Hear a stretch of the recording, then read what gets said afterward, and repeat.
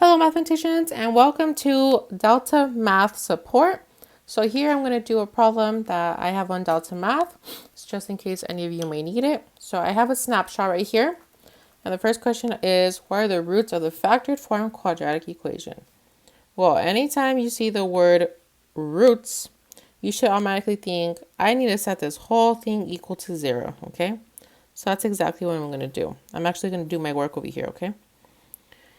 X minus 1, x minus 2, and I'm trying to figure out what's going to make it equal to 0. Because everywhere where it's equal to 0 is where it's going to have a root, okay? So I'm going to bring my first guy down, and I'm going to focus on him. I want to figure out how I can make him equal to 0, okay? So there's two ways you can think of this. The first method is you have a number. So you have a random number, and if you take away 1, you'll have 0 left. Another example is, let me draw a number line. This is 0, and you are at -1. How can I get from -1 to 0? Well, if you said, oh, you just have to add 1, then you are correct. So you will say x has to be 1.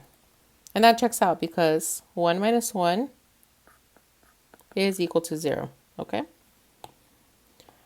A second method you can do is an algebraic method, which is something that I'm comfortable with. So what you do is you want to get x by itself. And to get it by itself is you have to move around the things that are with them. So right here I have this 1. I have to get rid of this 1. To get rid of the 1, I have to look at what 1 is doing and do the opposite. So right here I see that it is subtracting. And I know that the opposite of subtracting is adding. So I'm going to do plus 1. And what I do to the one side, I have to do to the other side. Plus 1. So now I have -1 plus 1. That becomes 0. So all I'm left on my left-hand side is an x. I bring down my equal sign. Now on my right-hand side, I have 0 plus 1, which is 1. You see, either way you get the same answer. Now, I did the first guy, now I have to make sure and check the second one, the second binomial. So x minus 2, I want him to equal 0. I'm going to use my algebraic approach here. So I have a -2. To get rid of the 2, I have to do the opposite of subtraction, which is addition.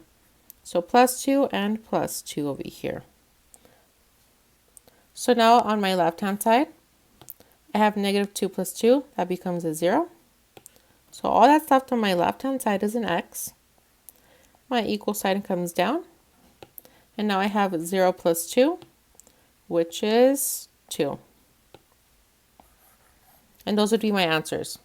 Now the way you type this in is it's going to be 1, comma, 2. You separate them by commas.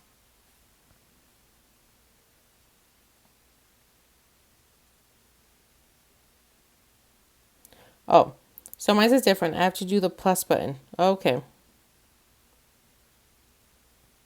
1 and then the plus 2. But on yours, you would have to use a comma, okay? It's because I'm on an iPad right now. Bam! There you go.